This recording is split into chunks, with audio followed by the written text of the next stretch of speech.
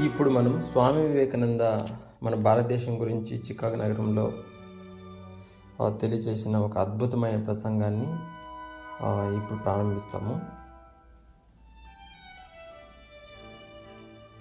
My dear sisters and brothers of America, వివిధ దేశాల, వివిధ మతాల, వివిధ ప్రతినిధుల ఆధ్యాత్మిక భావజాల కెరటాలకు వేదికనిచ్చిన ఓ చికాగో నగరమా, నీకు నా ప్రథమ నమస్కారం. సర్వమతాలకు సకల ధర్మాలకు తల్లి అనదగ్గ మా సనాతన హైందవ ధర్మం పేరిట మీకు నా అభినందనలు, అభివందనాలు. నా దేశం పవిత్ర భూమి, పుణ్యభూమి, కర్మభూమి, భారత భూమి.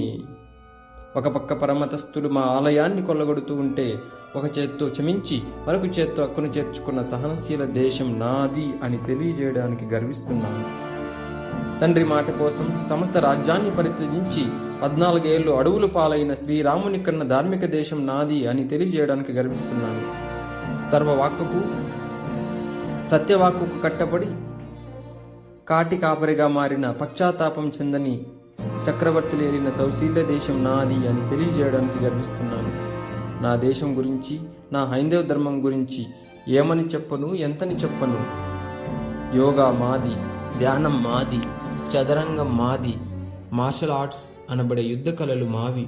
ప్రపంచానికి 0 అనే అంకెను అందించి నవశకానికి నాంది పలికిన ఘనత కూడా మాదే. ప్రపంచంలోనే మొదటిసారిగా 20 శతాబ్దాలకు పూర్వమే మొట్టమొదటి శస్త్రచికిత్స చేసిన సుశ్రుతుడు మావాడే. రైట్ బ్రదర్స్ కన్నా ముందే పుష్పక విమానాన్ని ఊహించిన భరద్వాజ మహర్షి మావాడే. న్యూటన్ కన్నా 500 సంవత్సరాలకు పూర్వమే గురుత్వాకర్షణ సిద్ధాంతాన్ని ప్రతిపాదించిన భాస్కరాచార్యుడు మావాడే. సూర్యుడు తిరగట్లేదని, భూమే సూర్యుని చుట్టూ తిరుగుతుందని ముందుగా ప్రతిపాదించిన ఆర్యభట్ట మావాడే. జ్యోతిష్యం రచించిన పురాహమిత్రుడు, అర్థశాస్త్రం రచించిన చాణక్యుడు. ఇలా చెప్పాలంటే మాకు ఉన్నది చరిత, దానికున్నది ఎంతో ఘనత. మీరు సైంటిస్టులు అన్నారు, మేము మహర్షులు అన్నాం. అందుకే మీ జ్ఞానం పురాతనం, మా ధర్మం సనాతనం. జరిగింది, జరగబోయేది పూర్వజన్మల దుష్కర్మల దుష్ఫలితం, సత్కర్మల సత్ఫలితం. ఇదే మా కర్మ సిద్ధాంతం. మేము రాయిల్లో దేవుణ్ణి చూస్తాం, చెట్టులో దేవుణ్ణి చూస్తాం, ఆఖరికి విషసర్పంలో కూడా దేవుణ్ణి చూసే విశాల భక్తిభావం మా సాంప్రదాయం. అసలు దేవుడంటే ఎవరు? ఎవరు ఆజ్ఞచే గాలి వీస్తుందో, ఎవరి కనుచూపుతో అగ్ని దహిస్తుందో, ఎవరి చూపుడు వేలుతో మేఘం వర్షిస్తుందో, ఎవరు తలిస్తే మృత్యువు కూడా ప్రాణాల్ని హరిస్తుందో ఆ అనంత అప్రహత శక్తే దేవుడు. నీటిని కొందరు నీరు అన్నట్టే, కొందరు పానీ అన్నట్టే, మరికొందరు వాటర్ అన్నట్టే. పేర్లు మారిన నీరు అదే. దేవుడు ఒక్కడే, మార్గాలే వేరు, మతాలే వేరు. మతమంటేనే మానవత్వం. వృక్షశాస్త్రం గురించి తెలియాలంటే వృక్షాల్ని చదివినట్టే, మతం గురించి తెలియాలంటే మానవత్వాన్ని చదువు. మతం మనశ్శాంతినివ్వాలి, లోక కళ్యాణానికి దారి తీయాలి. నీ దేశంలో జాతి సమైక్యత వెల్లివిరియాలంటే పరమత సహనాన్ని పాటించు. ప్రపంచ సహోదరులారా, విశ్వమానవ మతమే అనే ప్రతిపాదనకై ఆలోచించండి.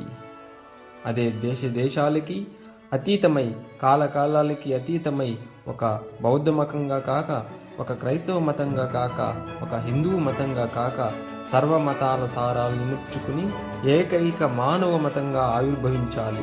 సర్వమానవ సభ్రత్వానికి శ్రీకారం పలకాలి. అప్పుడు నెలకొంటుంది ప్రపంచ శాంతి, ప్రజలకు మనశ్శాంతి. మహాప్రబోధకులారా, ఈ సర్వమానవ సర్వమత మహాసభ సాకారమై, ఘన విజయమై, ఏదో కాలాన, ఏదో ఒక రోజున సహకారం, కారుణ్యం, ఆత్మీయత, ఐక్యత, శాంతి, ఆ పంచభూతాల వంటి ఈ 5 కమాండ్స్ని అన్ని మతాల పతాకాల మీద సువర్ణాక్షరాలతో లిఖించే రోజు వస్తుందని ఆశిస్తూ నా గురుదేవుణ్ణి రామకృష్ణుని స్మరిస్తున్నాను. లేవండి, మేల్కొనండి, గమ్యం చేరే వరకు ఆగకండి. జై భారత్. థ్యాంక్ యూ అండి, ఇంత ఓపికగా ఈరోజు నా స్పీచ్ నందు కృతజ్ఞతలు. ఇది నేను స్వామి వివేకానంద మన భారతదేశం గొప్పతనం గురించి తెలియజేస్తూ